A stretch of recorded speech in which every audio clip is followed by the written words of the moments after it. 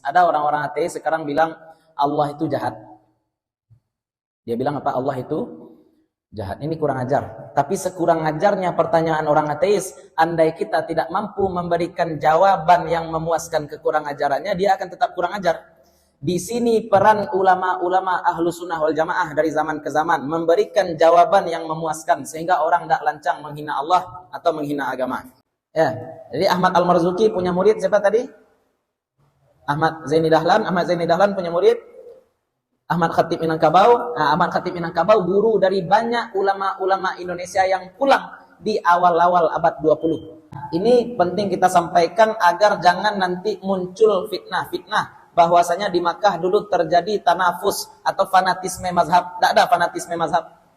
Buktinya Sayyid Zaini Dahlan yang mazhabnya Syafi'i berguru kepada Sayyid Al-Marzuki yang mazhabnya Maliki. Menyebut la ilaha illallah tanpa menggerakkan bibir bisa.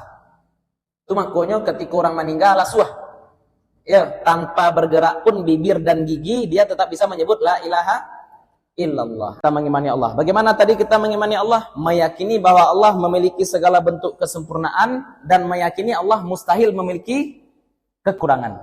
Apa saja kekurangan? Ini kekurangan yang kita rangkum. Assalamualaikum warahmatullahi wabarakatuh. Alhamdulillahilladzi hadana li hadza wa ma kunna linahtadiya laula an hadana Allah. Asyhadu an la ilaha illallah wahdahu la syarikalah wa asyhadu anna Muhammadan abduhu wa rasuluh. Allahumma shalli wa sallim wa barik ala hadzal nabiyil karim wa ala alihi wa sahbihi wa man tabi'ahum bi ihsanin ila yaumiddin.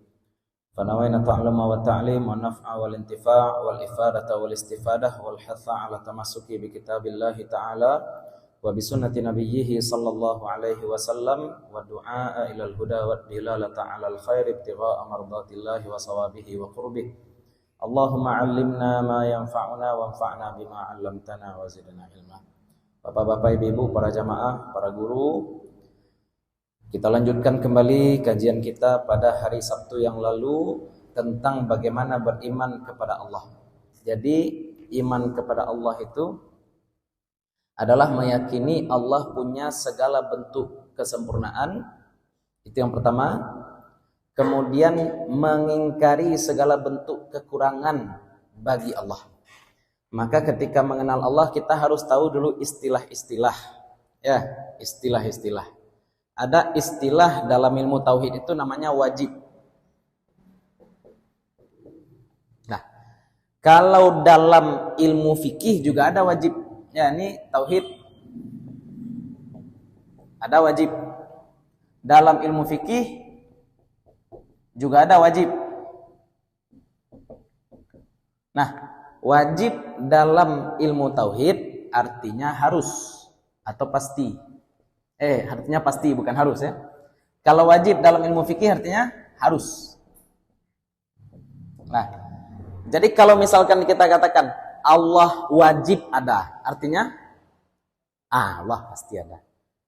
Allah wajib mendengar, artinya pasti mendengar. Kalau fikih, sholat itu wajib, berarti sholat itu harus. Maksudnya apa? Lebih jauh lagi agar kita tidak salah paham nanti. Kita tidak mewajibkan sesuatu pada Allah. Siapa yang bisa mewajibkan sesuatu pada Allah? Tidak bisa. Tapi kita pasti tahu bahwa Allah Subhanahu wa ta'ala memiliki segala bentuk kesempurnaan. Maka Allah pasti sempurna, berarti lawan wajib dalam ilmu tauhid adalah mustahil. Allah wajib ada, mustahil tidak ada. Allah wajib terdahulu, mustahil baru. Allah mustahil berakhir. Ya, Allah mustahil berakhir, berarti Allah pasti kekal. Nah, seperti itu. Allah pasti kuasa, berarti Allah mustahil lemah. Nah, ya, itu lawan dalam ilmu tauhid. Makanya ada sifat wajib bagi Allah, ada sifat mustahil. Orang yang menyatakan Allah memiliki satu saja dari sifat mustahil, yang kemarin kita katakan, apakah kita katakan 13 atau 20, satu saja dia katakan Allah punya sifat mustahil tadi, kafir. Dia katakan Allah itu tidak ada, kafir. Dia katakan Allah tidak mendengar, kafir, dan seterusnya. Tapi kalau dalam fikih wajib ini artinya apa?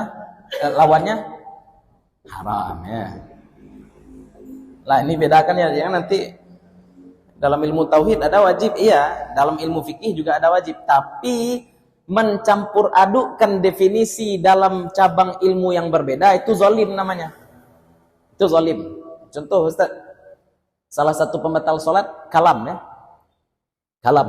Salah satu yang membatalkan salat adalah kalam, berbicara. Dalam ilmu nahu, berbicara itu artinya apa? Melafazkan kata berangkai yang memiliki makna. Itu baru namanya berkalam, berkata-kata. Kalau dalam ilmu nahu. Tapi kalau kalam yang membatalkan salat itu maksudnya apa? 2 huruf lah batal salat. Apa contoh 2 huruf yang membatalkan salat? Itu batal salat. Hamzah, hamzah, ha, mim. Enak. Kita lapar. Mudah-mudahan imam baca ayat pendek, ternyata imam baca Sabbihisma rabbika. Apa kata kita? Itu batal salat orang seperti itu. Karena sudah melafazkan huruf hijaiyah. Jadi kalam dalam fikih salat berbeda dengan kalam versi ahli nahu. Ya, makanya jangan campur adukkan mustalahat. Nah, ini istilah bagi orang-orang belajar tauhid, ini istilah bagi orang-orang belajar fikih. Lawan wajib dalam ilmu tauhid adalah mustahil, lawan wajib dalam ilmu fikih adalah haram. Nah, ini dulu. Oke. Nah, kalau kita buatkan tabel, ketika kita mengenal Allah berarti ada yang wajib bagi Allah, ada juga yang mustahil. Nah, bagaimana kita mengenal Allah Subhanahu wa taala? Wajib tadi apa terjemahannya dalam ilmu tauhid? Pasti. Allah pasti ada. Mustahil Allah tidak ada. Nah, Allah pasti ada, mustahil tidak ada. Allah pasti apa kemarin? Tidak punya awal. Allah ada tanpa awal itu bahasa Arabnya apa? Qidam. Qidam ya. Qidam terdahulu. Allah pasti terdahulu. Berarti Allah mustahil baru. Nah, kemudian Allah ada tanpa akhir, kata kita kemarin. Ada tanpa akhir itu artinya apa? Kekal. Berarti Allah mustahil binasa. Nah, kemudian Allah pasti berbeda dengan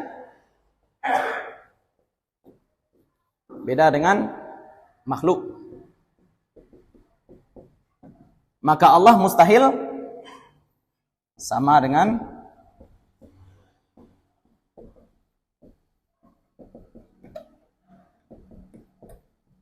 mohon maaf ya kalau tulisan agak buruk ya Pak ya. Ambo dulu sebenarnya hampir jadi dokter sebenarnya. Kira jadi ustaz ya. Jaleh aja Pak ya. Kemudian Allah mustahil butuh kepada yang lain. Terbalik ya. Allah pasti berdiri sendiri. Ya enggak? Hanya butuh kepada dirinya saja.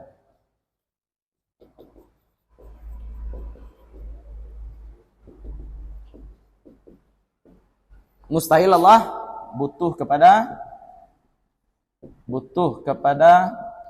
yang lain.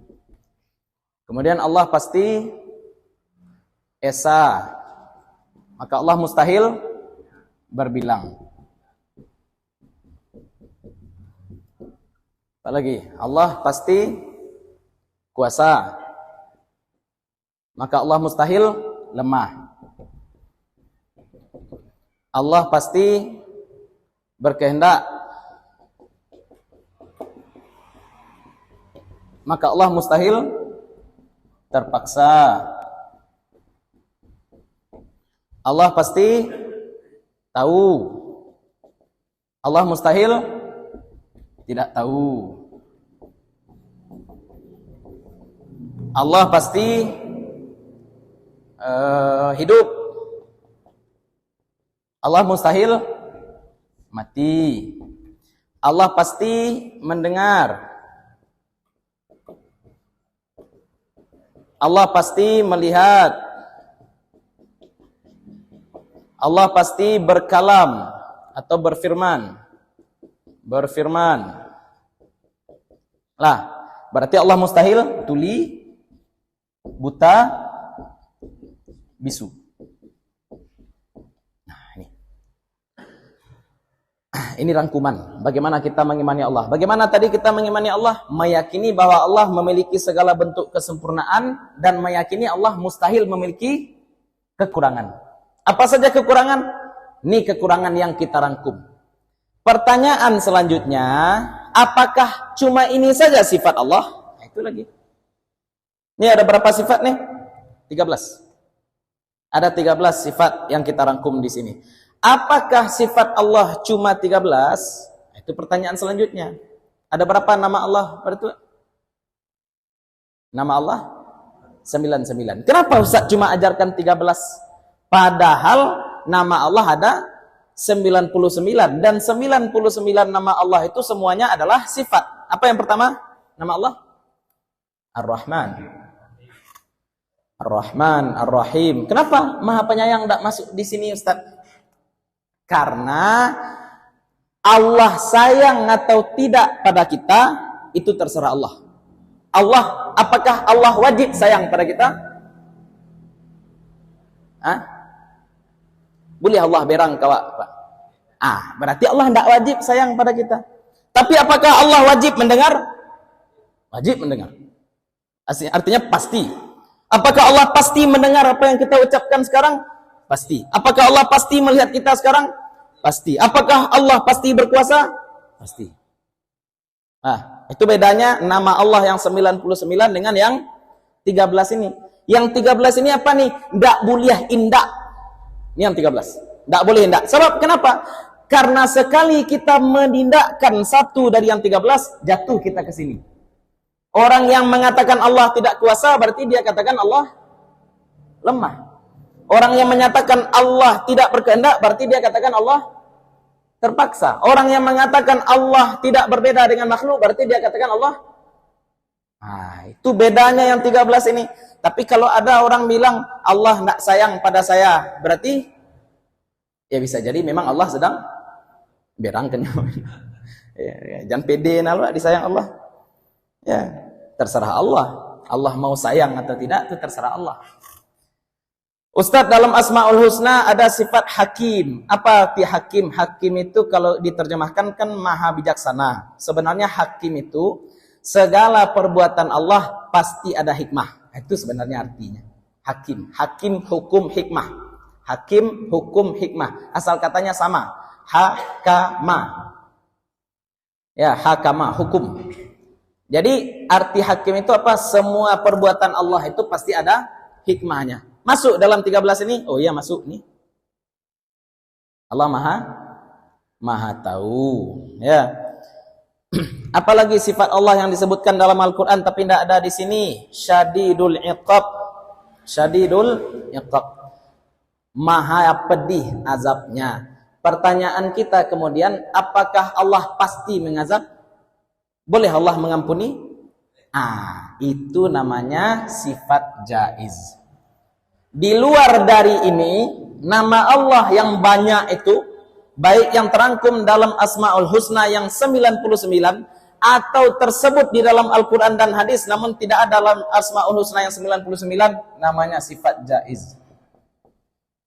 Ini jaiz. Jadi Allah boleh mengazab, Allah juga boleh mengampuni. Allah boleh sayang, Allah juga boleh tidak benci tuh, tapi murka. Allah boleh sayang, Allah juga boleh murka. Allah mengampuni boleh, mengazab boleh. Boleh Allah memasukkan pendosa ke dalam surga? Boleh. Boleh Allah memasukkan orang yang rajin ibadah ke dalam neraka? Boleh saja. Makanya hati-hati kita ya. Yang terlalu sombong dengan ibadah kita, gampang saja bagi Allah membatalkan semua ibadah yang kita lakukan. Kamu lakukan ibadah karena ria, nganggu. Ya, bisa saja Allah lakukan. Karena itu jaiz saja bagi Allah. Jaiz ini artinya apa? Jaiz ini artinya boleh. Kalau wajib apa artinya tadi? Pasti. Kalau mustahil tidak mungkin.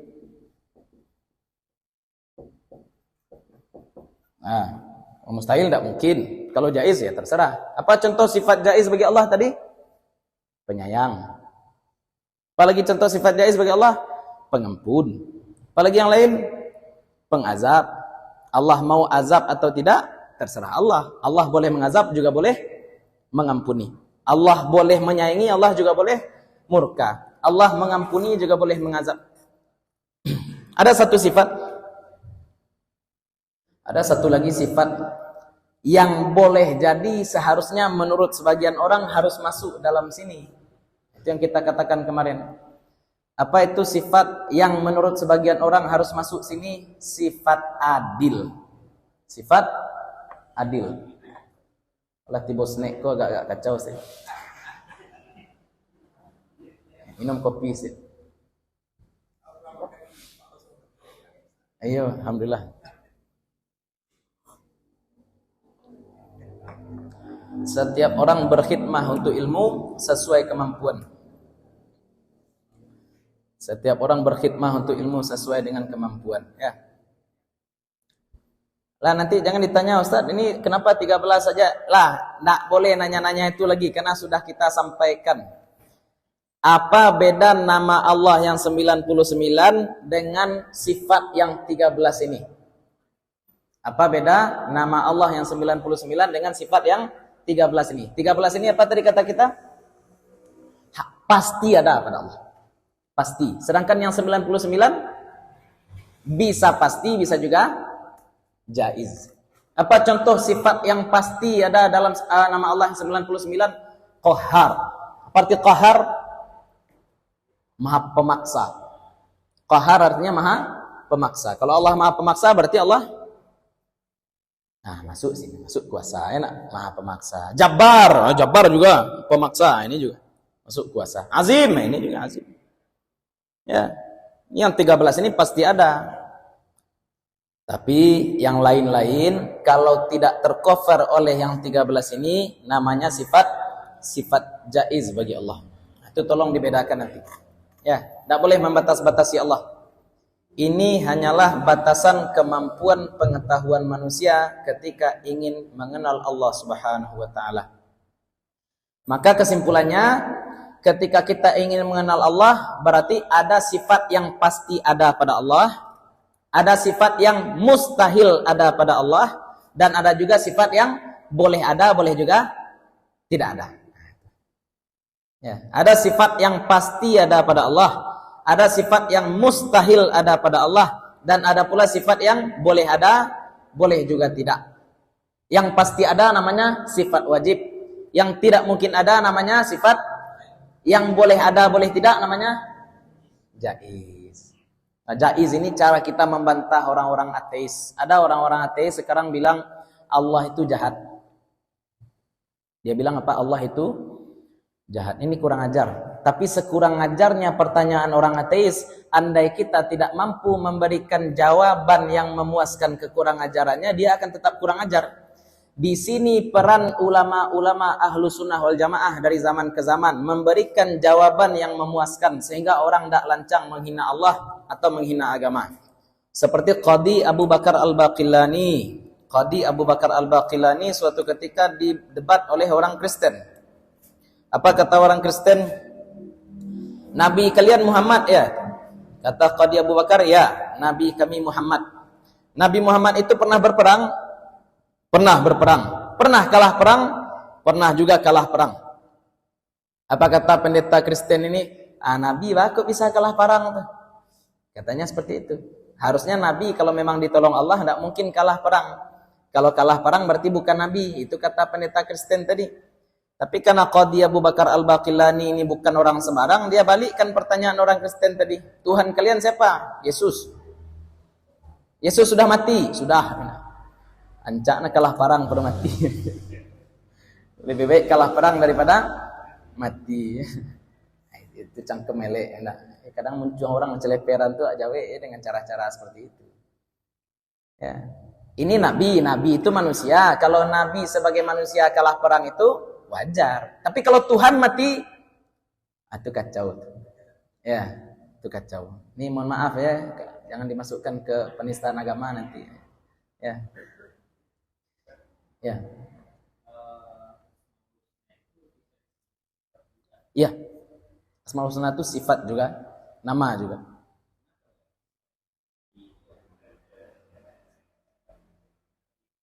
Masuk sifat jaiz. Kita katakan tadi Asmaul Husna semuanya masuk dalam sifat jaiz atau sifat wajib.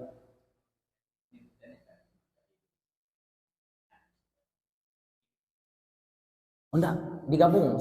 Asma was sifat digabung. Asma was sifat. Nama orang itu kadang-kadang mengandung sifat. Nama orang, jangan Allah. Nama orang saja kadang-kadang mengandung sifat. Ada orang namanya Zainab. Zainab itu sifat? Enggak. Zainab bukan sifat. Tapi kita ngasih nama anak kita misalkan Zaki. Apa arti Zaki? Kalau pakai za artinya cadia. Kalau pakai zai artinya suci. Ya. Berarti kita ngasih nama anak dengan sifat. Ya, boleh saja. Masalahnya sekarang kita tidak bisa mengenal Allah dengan zat. Kita tidak bisa kenal zat Allah. Tapi kita hanya bisa mengenal Allah lewat sifat. Nama Allah yang benar-benar nama itu ya cuma Allah. Nama Allah yang benar-benar nama cuma Allah. Yang lain wallahu alam. Ya Allah lebih berat. Dan penyebutan Allah itu Allah bukan Allah. Maksudnya apa? Lafaz Allah itu bukan Allah ya. Lafaz Allah itu bukan Allah. Kita menyebut Allah karena itulah keterbatasan manusia dalam menyebut zat yang maha sempurna. Kita menyebut Allah karena memang sebutan Allah, lafaz Allah adalah batasan kemampuan kita untuk menyebut zat yang maha sempurna. Itu batasan kita. Karena memang Allah itu luar biasa ya, nama Allah itu luar biasa. Kalau orang sekaratul maut, apa yang dibaca? La ilaha illallah. Ini penting kita sampaikan juga, orang sakaratul maut cukup bacakan la ilaha illallah. Perlu Muhammadur Rasulullah? Tidak. Karena redaksi hadisnya laqinu mautakum la ilaha illallah. Talkinkan orang mati di antara kalian la ilaha illallah. Itu hadis ya. Talkinkan orang mati di antara kalian la ilaha illallah. Ustaz, maksud orang mati dalam hadis itu apa Ustaz? Tergantung pemaknaan balaghah. Kalau kita pakai majas i'tibar ma sayakun, berarti maksud orang mati di hadis itu adalah orang mau mati. Kalau kita pakai hakikat tekstual, berarti maksudnya adalah orang yang memang sudah mati. Dua itu. La ilaha illallah. Kenapa la ilaha illallah saja? Karena itu kalimat yang paling ringan di lidah. Pak, coba ambil lagi challenge, sebut la ilaha illallah tanpa menggerakkan bibir. Pak Zul, coba. Bisa ya, menyebut la ilaha illallah tanpa menggerakkan bibir bisa. Itu makanya ketika orang meninggal asuh ya, tanpa bergerak pun bibir dan gigi dia tetap bisa menyebut la ilaha illallah. Jangan sebut Muhammadur Rasulullah, jangan dipaksa pula. Orang sudah mati sesak nafas dia la ilaha illallah, sudah tersebut la ilaha illallah kata orang mati. Kita karena tidak sabar kita sebut kemudian Muhammadur Rasulullah. Sandi nya wak paso jo Muhammadur Rasulullah ha padeh jangan ha gadang. Aku cek. Oh iya itu pas ya mati aku tahu. Nah, jadi la ilaha illallah kalam terakhir. Ya. Jadi cukup la ilaha illallah. Bahkan dalam hadis riwayat Imam Muslim itu lebih luas lagi ya. Man mata wa huwa ya'rifu an la ilaha illallah. Siapa yang mati dan dia tahu bahwa tiada Tuhan selain Allah. Bahkan kalaupun tidak melafazkan, tahu dia bahwa tiada Tuhan selain Allah, maka berarti dia yadkhulul jannah, masuk surga. Nah, itu cara kita mengenal Allah Subhanahu wa taala.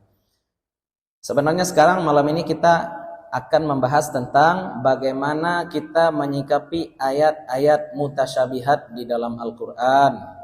Bagaimana kita menyikapi ayat-ayat mutasyabihat di dalam Al-Qur'an. Semisal ketika Allah Subhanahu wa taala katakan dalam hadis qudsi, al-kibriya uridai wal azamatu izari.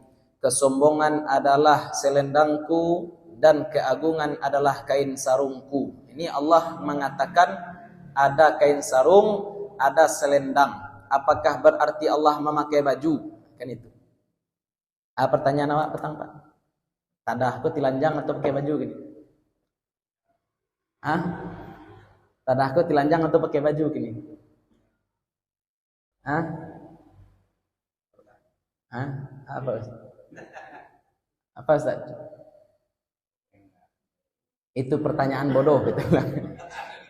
Itu pertanyaan karena tadah ini tidak telanjang dan juga tidak pakai, dua-duanya bukan sifat tadah. Yang bisa kita katakan telanjang adalah makhluk yang punya aurat, baru bisa kita katakan telanjang. Ini punya aurat. Mana batas aurat? Mana pusat sampai lutut? Ya, orang yang bilang ayam telanjang itu bodoh. Ayam tidak telanjang. Kenapa ayam tidak telanjang? Karena tidak ada auratnya. Ya, sama dengan itu. Hati-hati ya nanya-nanya tentang Allah. Yang patut-patut saja kita tanya tentang Allah. Balik yang tadi ya, lupa balik. Orang ateis bilang Allah jahat. Orang ateis bilang Allah jahat. Kenapa? Karena Allah buat orang jadi miskin.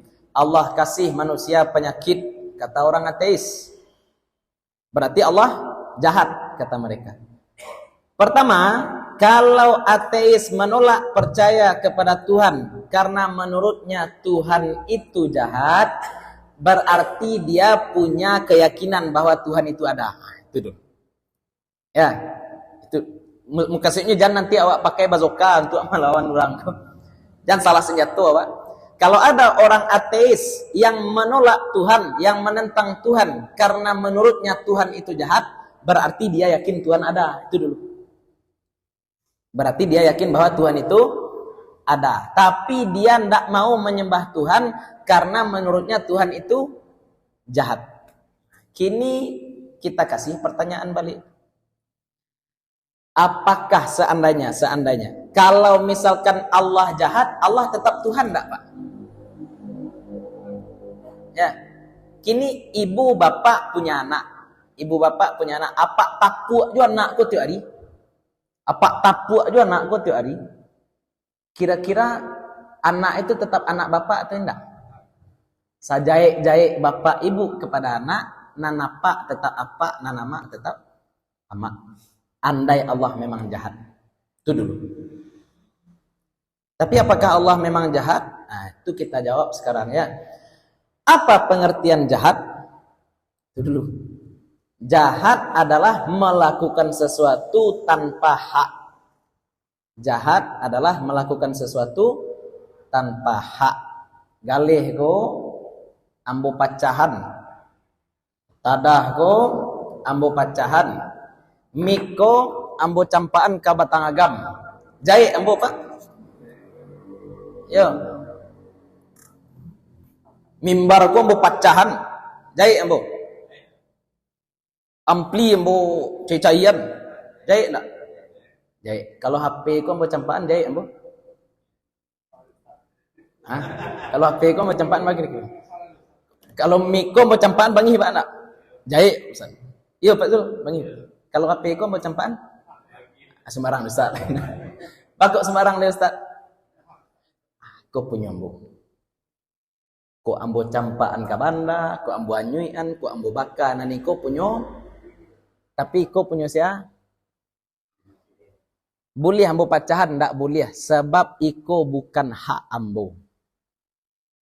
Kini ambo bawaan ke manusia. Manusia milik siapa? Boleh. Acu anggap manusia HP. Boleh dianyuian? Boleh. Boleh ditimbun? Boleh dibaka? Jahit ambo? Baka ndak jahit? Apa punya ayam di rumah Pak Dabiah nak? Baru batalu ayam. Baru batalu ayam, abak pisahkan telur dari induknya. Jahit abak? Enggak, bahkan enggak jahit. Kalau ayam protes, ayam mana maunya tuh? Ayam enggak tahu diri. Anggap kok ayam bisa mengecek, ya enggak? Ayam kampung yang biasanya kita sembelih kan ayam kampung remaja. Kalau lah tua kan karih kan. Protes amaknya, anggap ama ayamku pandai ngecek. Bakok ambil anak dan, jadi nak. Bakok ambil anak dan. Kecek apa kain dua ayam tu? Kecek apa kain dua ayam? Hah? Anaang punyoden. Anaang punyoden. Kok kaden dabi, kok kaden paliaro sampai kadang sumbarang diden.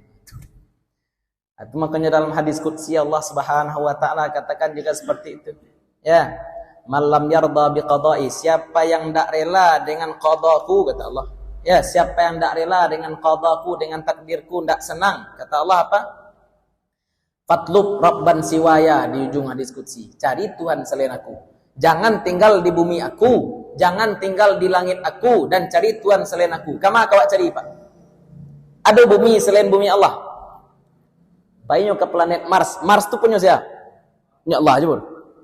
Painyo ke planet Pluto. Pluto punya siapa?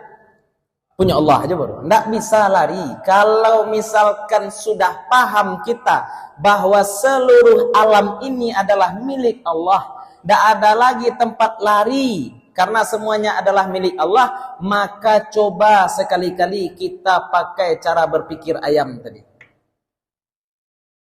Maksudnya Pak ayam, boleh ayam protes kalau disembelih? Enggak.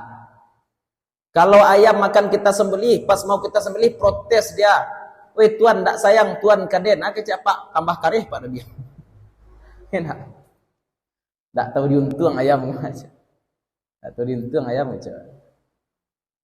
Ya, makanya kita enggak bisa katakan Allah itu jahat karena apa tadi? Jahat itu adalah melakukan sesuatu di luar hak. Sedangkan Allah melakukan segala sesuatu dengan hak. Hak Allah mau membuat kita kaya, mau membuat kita miskin, mau membuat kita sakit, mau membuat kita sehat, semuanya adalah hak Allah. Itu paham hakikat. Tapi sebagaimana tadi sudah kita singgung, semua yang Allah lakukan pasti ada hikmah. Hikmah itu boleh jadi kita tahu, boleh jadi nanti saja di akhirat baru kita tahu.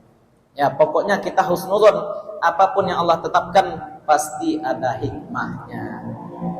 Terdengar suara apa? Jelas suara? Walaupun hujan jelas ya. Nah, kalau sudah paham konsep ini, sifat wajib, sifat mustahil dan sifat jaiz, kita masuk kitab lagi. Ya, kita masuk kitab. Kitab yang kita pelajari adalah Aqidatul Awam. Aqidatul Awam karya Sayyid Ahmad Marzuqi. Sayyid Ahmad Al-Marzuqi. Kalau kita lihat genealogi sanad, maka Sayyid Ahmad Al-Marzuqi ini punya murid. Muridnya bernama Sayyid Ahmad Zaini Dahlan. Nama muridnya Sayyid Ahmad Zaini Dahlan. Sayyid Ahmad Zaini Dahlan punya murid namanya Syekh Ahmad Abdul Latif Al-Khatib, atau yang biasa kita kenal dengan Ahmad Khatib Minangkabau. Lama lihat, Sayyid Ahmad Al-Marzuqi adalah ulama kelahiran Mesir. Walaupun kelahiran Mesir karena beliau ini Sayyid, keturunan Nabi, berarti keturunan Ali bin Abi Thalib, berarti beliau sukunya suku Quraisy. Sukunya suku Quraisy. Berarti aslinya orang Makkah. Aslinya orang Makkah. Tapi lahirnya di mana tadi? Di Mesir. Kemudian di Makkah menjadi guru. Menjadi guru besar. Mufti mazhab Maliki di Masjidil Haram. Mufti mazhab Maliki di Masjidil Haram. Beliau punya murid, nama muridnya siapa tadi? Sayyid Ahmad Zaini Dahlan. Sayyid Ahmad Zaini Dahlan ini adalah mufti mazhab Syafi'i di Makkah. Nah, ini penting kita sampaikan agar jangan nanti muncul fitnah-fitnah bahwasanya di Makkah dulu terjadi tanafus atau fanatisme mazhab. Tidak ada fanatisme mazhab. Buktinya Sayyid Zaini Dahlan yang mazhabnya Syafi'i berguru kepada Sayyid Al-Marzuqi yang mazhabnya Maliki. Ya. Ahmad Al-Marzuqi Maliki kemudian punya murid Sayyid Ahmad Zaini Dahlan. Sayyid Zaini Dahlan punya murid namanya Syekh Ahmad Khatib Minangkabau. Ya, Syekh Ahmad Khatib Minangkabau. Ahmad bin Abdul Latif Al-Khatib Minangkabau. Syekh Ahmad Khatib Minangkabau adalah guru dari guru-guru yang kemudian pulang ke Indonesia angkatan-angkatan abad awal-awal 20. Mulai dari 1910 sampai 1950 rata-rata adalah murid dari Syekh Ahmad Khatib Minangkabau dan Syekh Mahfud Tremas. Dua ini. Mahfud Tremas C, Ahmad Khatib C. Ambo dulu di Mesir dapat buku. Ya, dapat buku judulnya seperti ini tulisannya. Kalah ya di foto tadi.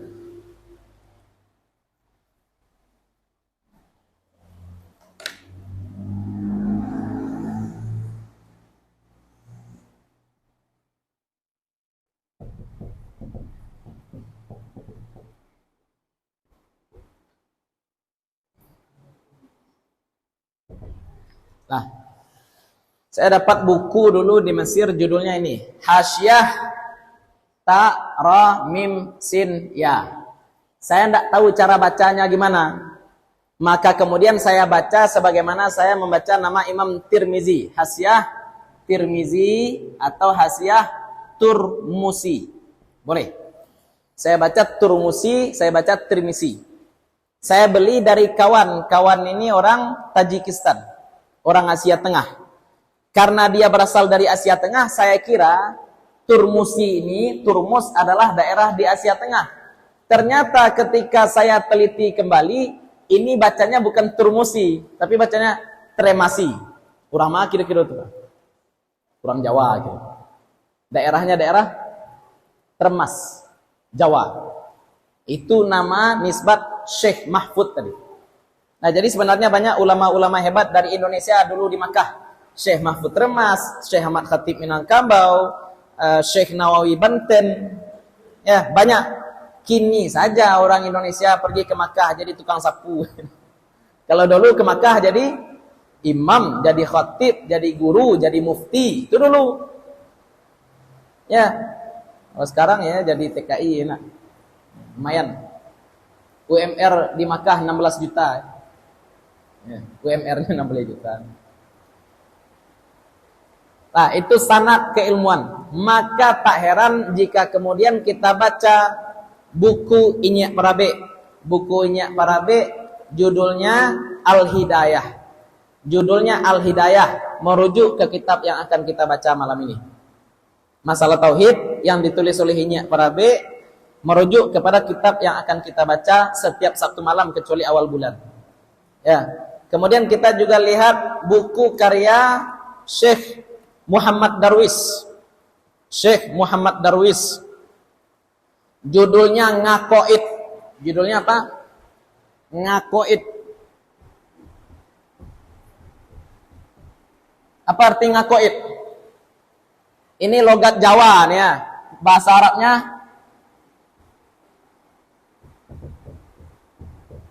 aqaid. Kalau orang Jawa baca ain gimana? Ngeh. Alhamdulillahi Rabbil ngalamin. Orang Jawa enak. Ain itu dibaca oleh orang Jawa ngeh. Ya, kalau ha dibaca orang Jawa kha. Alhamdulillah.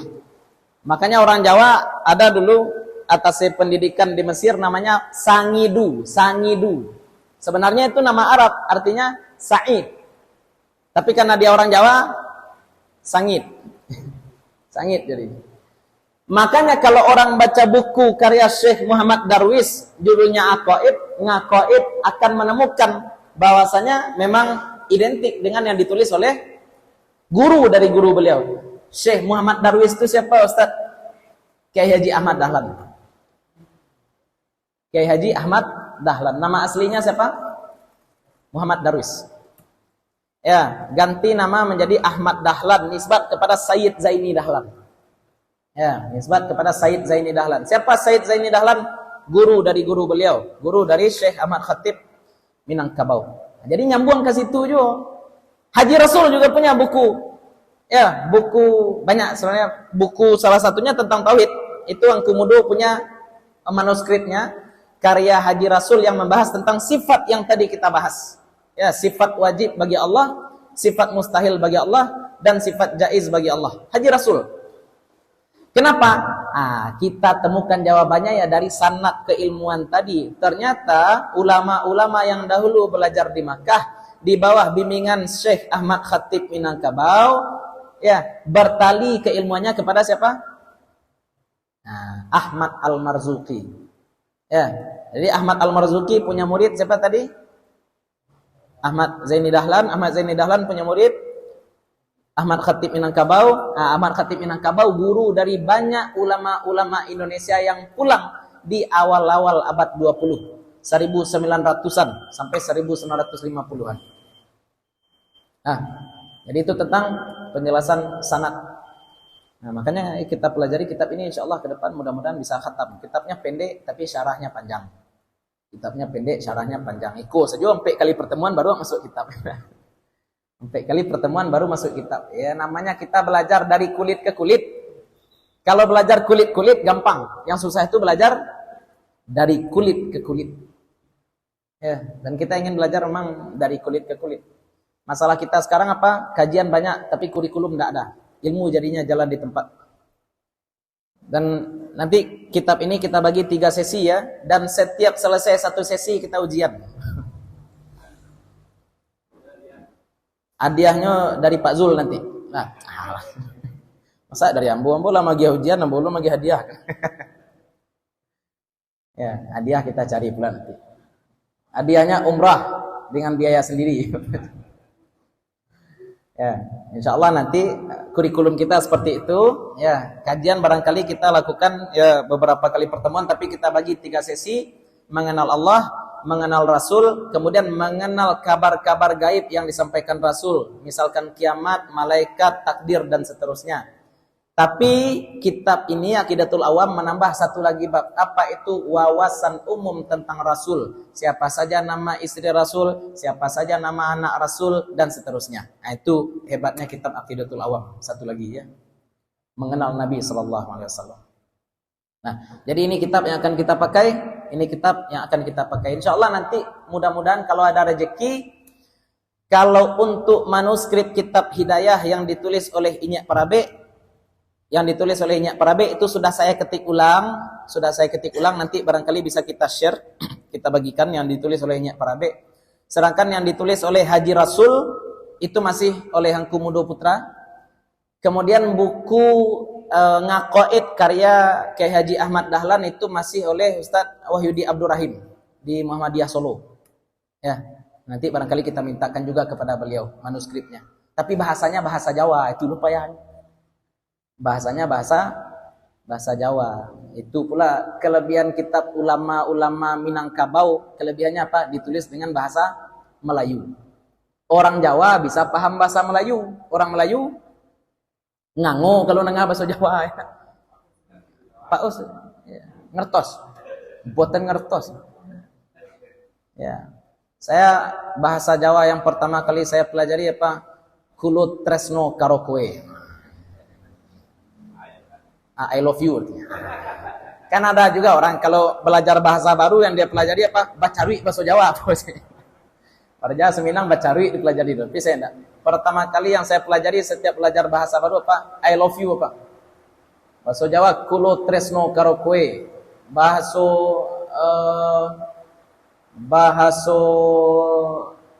Prancis je t'aime. Bahasa Jerman ich liebe dich. Tidak bacarui dulu Pak.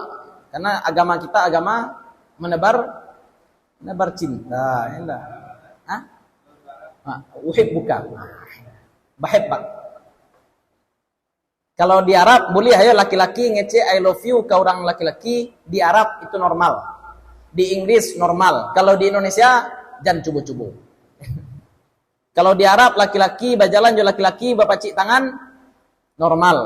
Kalau di Indonesia itu pelangi ya.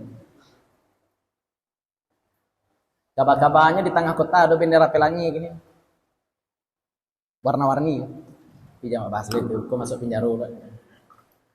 Nah, itu barangkali kajian kita. Insyaallah besok kita masuk kitab.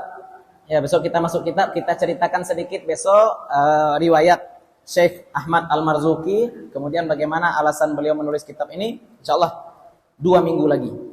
Karena Sabtu depan kita akan mengadakan muzakarah dengan tema makna bid'ah dan sunnah.